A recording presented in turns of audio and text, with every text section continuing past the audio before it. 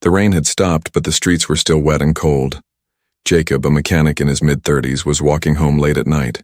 His boots made soft splashes on the ground. Most shops were closed. The city felt quiet. Too quiet. As he passed a narrow alley between two buildings, he suddenly stopped. He had heard something. A soft cry. It wasn't loud, just a weak, trembling sound, like a kitten. He turned his head and looked into the darkness. "Hello?" he called out. No answer. Just another soft cry followed by silence. Jacob stepped closer. The alley was dim, lit only by a flickering street lamp at the corner. Old boxes and trash bins lined the walls. And then, he saw her. A figure sat curled behind a pile of broken crates. It was a woman. Her arms were wrapped around a very small child. Both of them were shaking. Their clothes were thin, wet, and torn. The woman had pale bluish skin, sharp but tired eyes, and long dark hair that clung to her face. An alien. The child was even smaller. She looked about 4 years old, with large eyes and tiny horns on her head.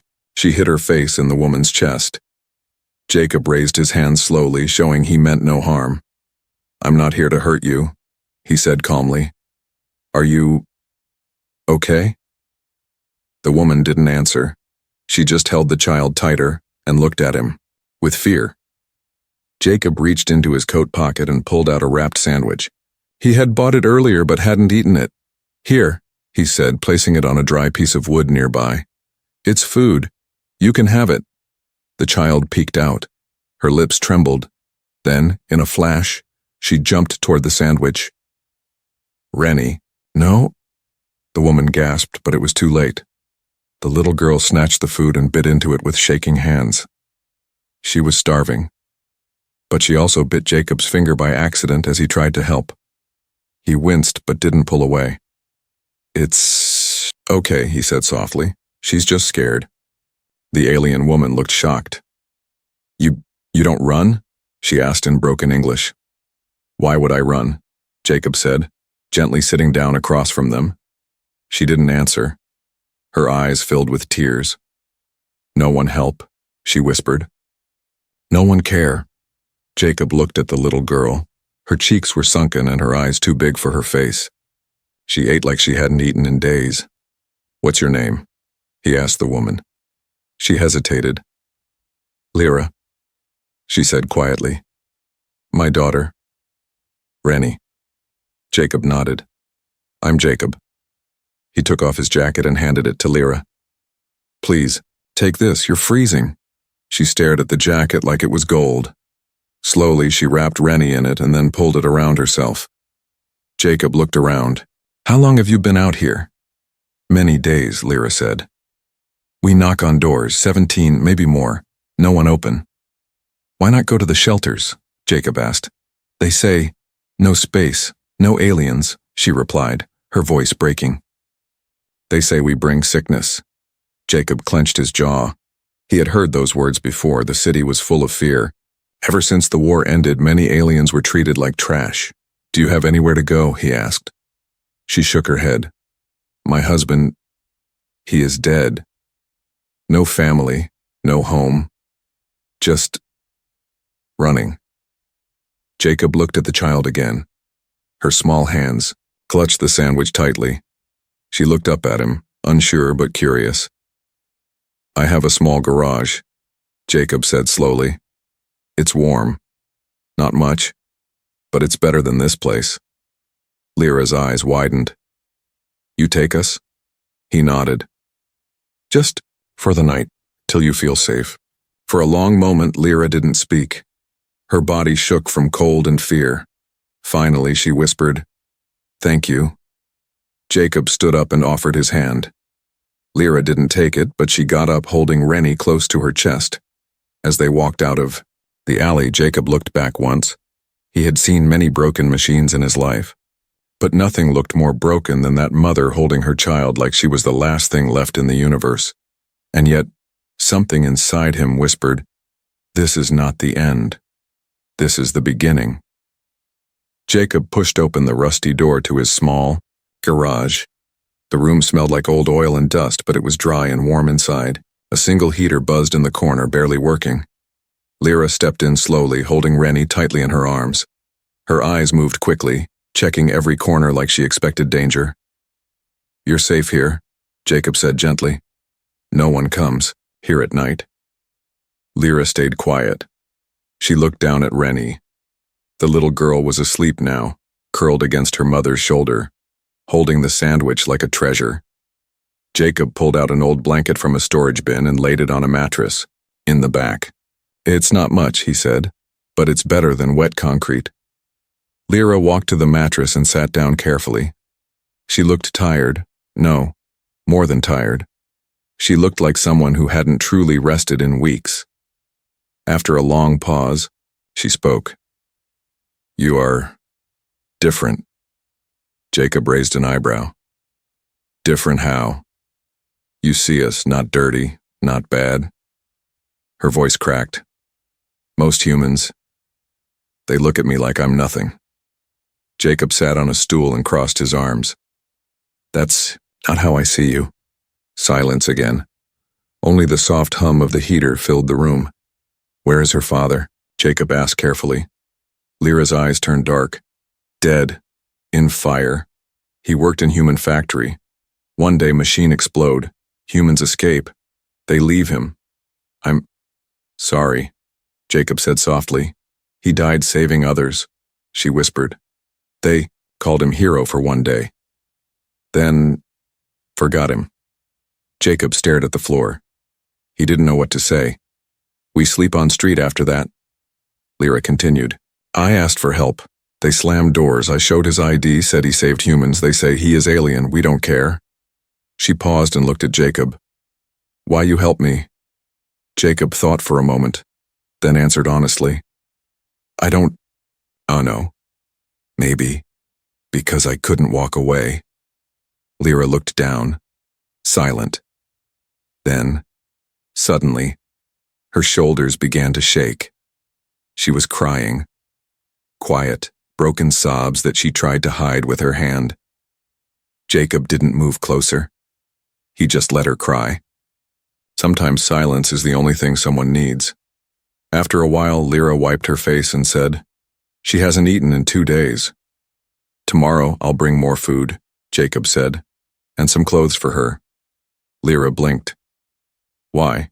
You owe us nothing." Jacob smiled faintly. "I fix broken things. It's what I do." Lyra gave a sad smile. It was the first time Jacob saw her face soften.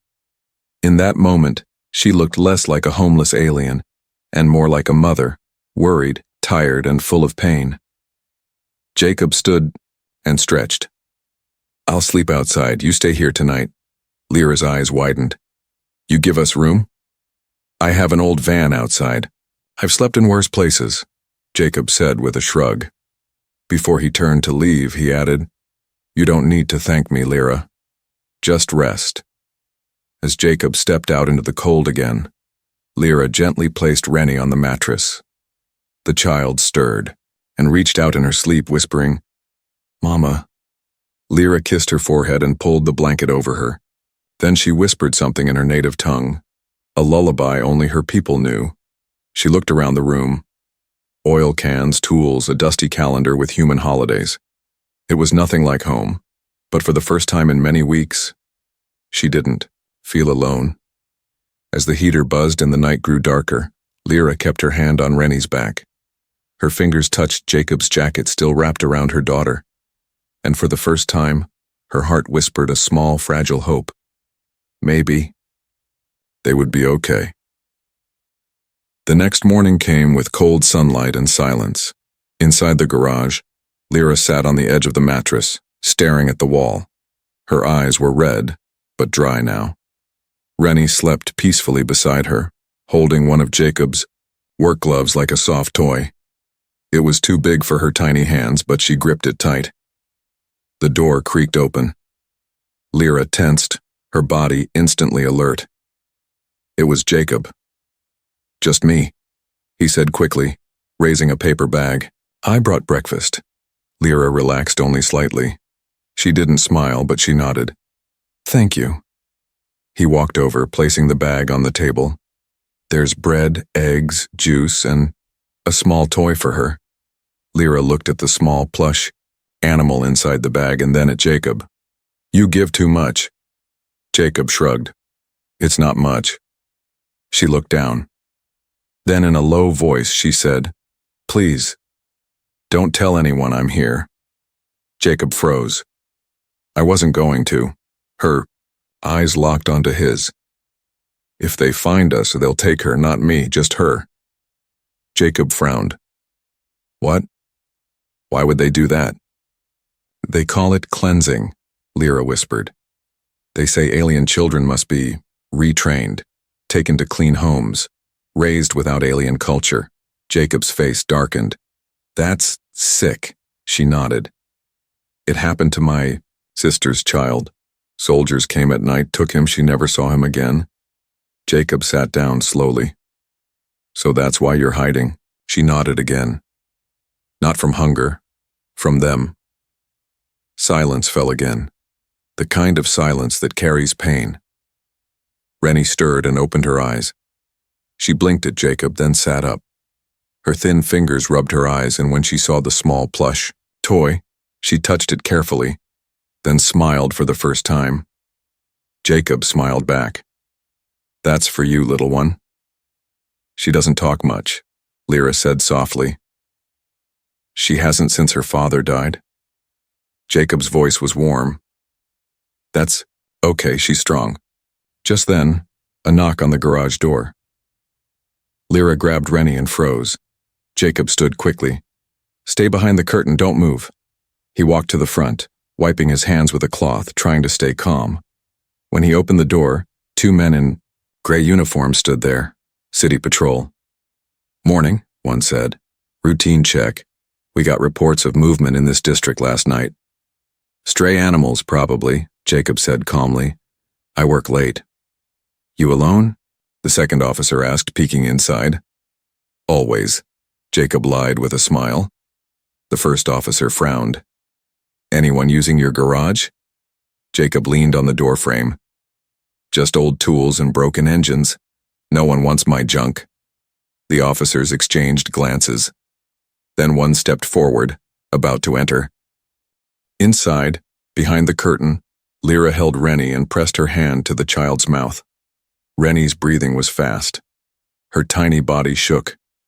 The officer paused at the doorway. His radio buzzed. Sector clear, a voice called from the other end. Move to next checkpoint. The officer turned back. Next time, keep your place locked. If we find anything illegal, you won't, Jacob said quickly. They walked away. Jacob shut the door and leaned back against it, breathing hard. His hands were shaking. Lyra stepped out slowly, still holding her child. You lied for us, she whispered. Jacob looked at her. I'll do it again. Her eyes filled with tears. Why? Because no mother should live like this, he said simply. And no child should grow up afraid. Lyra sat down, clutching Rennie. She was still silent, but a tear rolled down her cheek. Jacob walked over to the table. We'll need a better plan, a place safer than this. Lyra nodded. I know someone, maybe, but far. No transport. Jacob looked at his old truck parked outside. It hadn't been used in months. Well, he said, rubbing his neck. I fix broken things, including trucks. Lyra looked at him. You would take us? Jacob smiled. We'll figure it out. As he began looking through his tools, Lyra watched him quietly. She had been called worthless, dirty, dangerous, unwanted, but this human, he hadn't asked for anything in return. No promises, no payment. He just stayed. And for the first time in her life, she dared to believe someone might actually care. The sky turned gray by the afternoon. Inside the garage, the heater still hummed softly, but tension filled the air like smoke. Jacob worked under his old truck, oil smudging his hands and face. He checked wires, tightened bolts, and cleaned out dust. Lyra sat near the wall, feeding little Rennie warm soup from a plastic bowl. The child's appetite had returned, and she even smiled once, just a tiny smile, but it gave Lyra hope. Outside, the wind began to rise. Suddenly, Lyra's ears twitched. Her alien senses picked up something. Voices. Low, serious voices outside, the garage door. She stood up slowly, her heart pounding. She put the bowl aside and whispered, "Jacob." He slid out from under the truck. "What is it?" "Someone's here," she whispered. "More than one." Jacob grabbed a wrench and walked quietly to the door. He peered through the crack. 3 men. Not in uniform, but they weren't regular citizens either. One held a scanner, another had a stun baton. The third was looking at a holopad. Jacob whispered, "They're not patrol. They're bounty hunters." Lyra's face went pale. "Are they after you?" Jacob asked. She didn't answer. Instead, she pulled up her sleeve and showed a strange glowing symbol on her arm, half burned, half branded. "They mark rebels like me," she said. "If they scan me, they'll take me." "And Rennie?" Jacob asked. "They'll sell her," Lyra said, voice trembling. "She's healthy. She's valuable." Jacob clenched his jaw. "We're not letting them near her." Suddenly a knock echoed through the garage, not polite, not gentle. Boom, boom, boom. "Open up," a voice shouted. "We have reports of stolen property," Jacob whispered fast. "Hide behind the tool shelf, don't make a sound." Lyra grabbed Rennie and slipped behind the metal rack filled with boxes and wires. She held her breath. Jacob opened the door halfway. "Can I help you?" The man with the baton stepped forward. "We're tracking a rebel, female alien, has a child." "Not here," Jacob replied calmly. "I've been alone." The man with the scanner lifted it and pointed it toward the garage. The screen blinked red once, then turned green. "Scanner. Says false signal," he muttered. The third man walked closer, peering around. "What's behind that shelf?" Jacob stepped in his way. "Just junk. You want a broken battery or rusted pliers?" The man narrowed his eyes. "You seem nervous." Jacob forced a smirk. "Wouldn't you be if 3 armed guys showed up at your door uninvited?" The scanner man shook his head. "Nothing solid. Move on." They stepped back slowly, muttering to each other.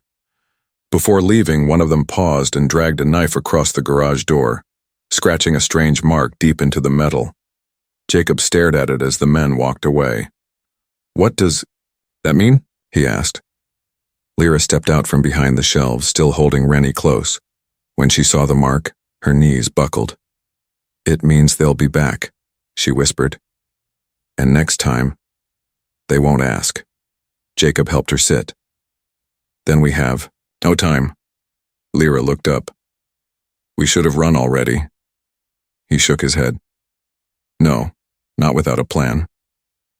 "I'm putting you in danger," she said. "You should send us away." Jacob's voice was low, steady. "I had a sister once. She died in a fire. No one helped her. I wasn't there." He looked at her directly. "I won't fail again." Lyra stared at him, unable to speak. That night, Jacob packed supplies, blankets, food, water, old tools. He loaded the truck with fuel, checking every system twice. Lyra sat quietly, rocking Rennie in her arms. The child was falling asleep again, tired from the fear. As the garage lights dimmed and the city lights glowed in the distance, Lyra whispered something to Jacob. "If I don't make it, promise me you'll protect her." Jacob turned to her and said, "We'll all make it," but deep inside both of them knew time was running out. The wind outside howled like a warning. Inside the garage, Jacob sat by the old truck, tightening the last bolt on the engine. Lyra sat nearby with Rennie asleep in her lap. The little girl had cried in her sleep again, soft, broken whimpers that told stories without words. Jacob looked over and asked gently, "You haven't slept?" Lyra shook her head. Sleep brings memories, I don't want them. Jacob put down his tools. Tell me, maybe it'll help. Lyra didn't answer right away. She stared at the ground for a long time. Then she spoke.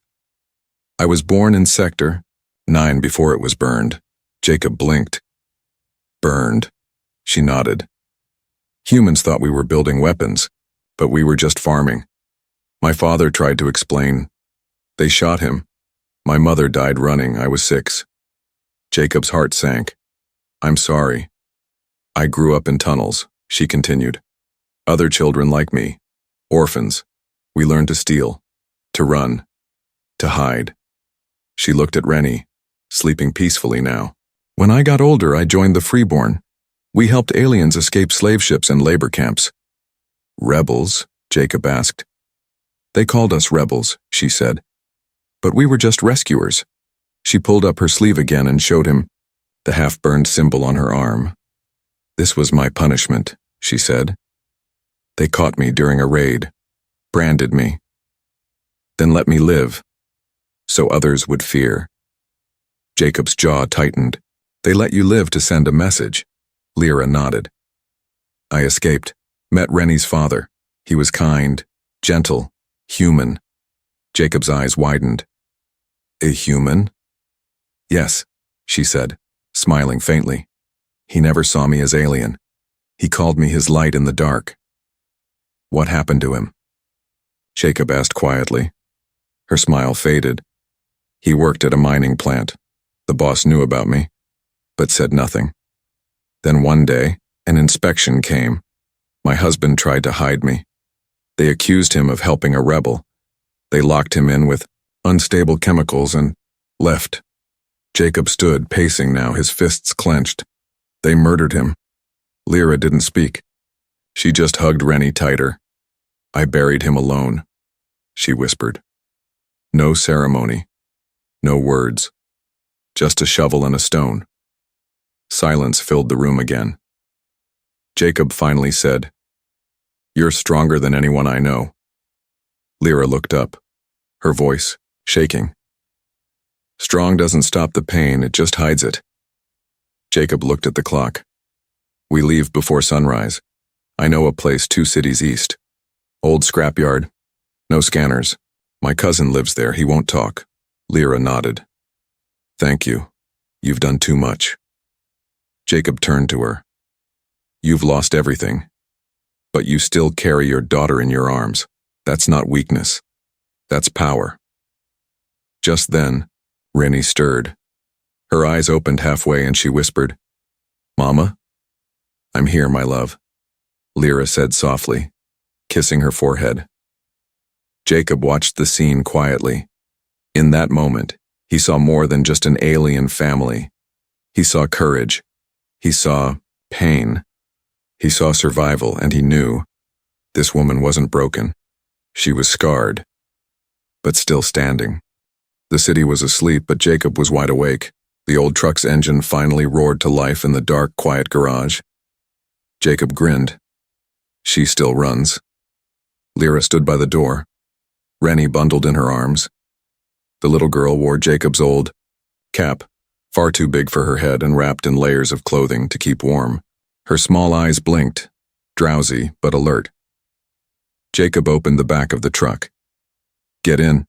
We'll take the back roads. No patrols there. Lyra hesitated.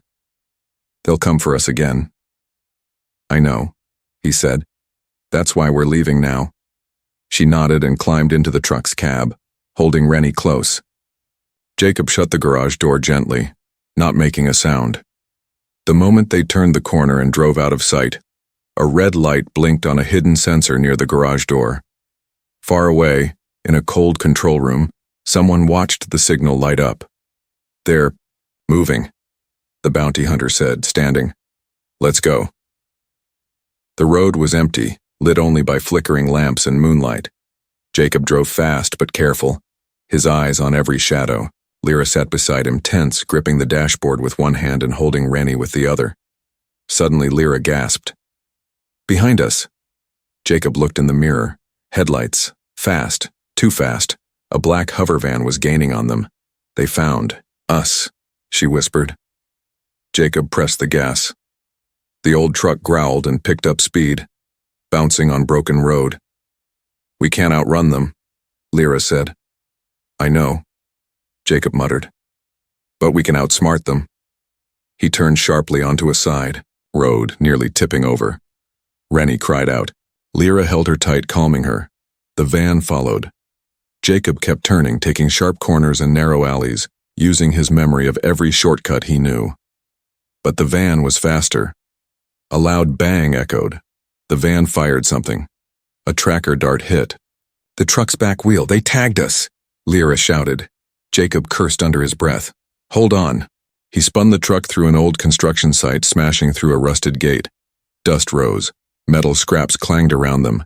Then he spotted it. A long ramp of broken concrete. He hit it hard. The truck flew.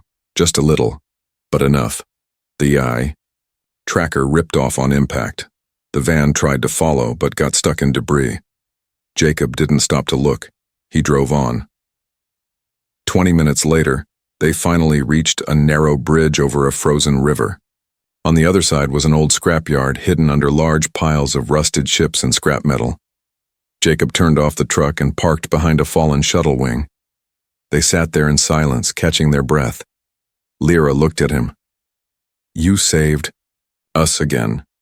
Jacob exhaled deeply. Let's hope that bought us time. But then, a noise. A small drone buzzed above them, scanning. Jacob pulled Lyra and Rennie out of the truck. Come on, we hide in the wreckage. They crawled under a broken engine shell just in time. The drone hovered, scanned the area, then flew off. Silence returned. Lyra looked at Jacob, her voice low. They won't stop, will they? No, he said. But neither will I. She looked down at Rennie, who was now asleep again, her arms wrapped around Jacob's jacket. Jacob whispered, We rest here for now, but we move again at dawn. I know someone who owes me a favor, a smuggler. He might help us reach the border. Lyra was quiet. Then she asked, Why risk your life for us? Jacob looked at her with tired eyes. Because someone should have helped you long ago. For the first time, Lyra leaned gently against his shoulder, and for the first time, she didn't feel hunted. She felt human. The morning sun rose behind the scrapyard, casting long shadows over rusted ship parts and broken machines. Steam rose gently from the ground as frost began to melt. It was quiet, peaceful. Jacob stood beside the old truck, wiping grease off his hands. He had fixed the broken brake line during the night, just in case they needed to run again. But he hoped they wouldn't. Behind him, inside a hollowed engine hull, Lyra sat with Rennie, brushing the child's hair gently. The little girl giggled as a tiny bird landed on a pipe nearby. It was the first time Jacob had heard her laugh. He smiled. Lyra looked up and whispered, She's smiling again, like before. Jacob walked over and handed her a small piece of bread and fruit. She's not just smiling, she's healing. Lyra took the food with a nod. You gave her safety. You gave her strength, Jacob replied. For a moment, the three of them sat in silence, just the sound of birds, wind, and breathing. Then a low whistle came from beyond the fence. Jacob stood quickly. From behind a pile of junk walked a tall man with a heavy coat and a mechanical eye. His voice was rough but familiar. Still fixing lost causes, huh, Jacob? Good to see you, Eli, Jacob said with a grin. Eli's eyes landed on Lyra and Rennie. These your passengers? Jacob nodded. She's the one I told you about. Eli studied Lyra for a moment. You were freeborn, weren't you? Lyra tensed. Eli raised a hand. Relax. I helped the freeborn once. Smuggled a dozen kids across the border. Jacob stepped forward. Can you help her? Get them both out? Somewhere safe? Eli looked around, then nodded slowly. I have a ship leaving tonight. Quiet. No questions asked. Lyra looked at Jacob. You're not coming? Jacob hesitated. I can't. I've got eyes on me now. If I go with you, it's too risky. Rennie stood up and tugged Jacob's sleeve. Come with us. Her voice was tiny, but clear. It was the first time she had spoken to him. Lyra gasped and hugged her tightly. You spoke.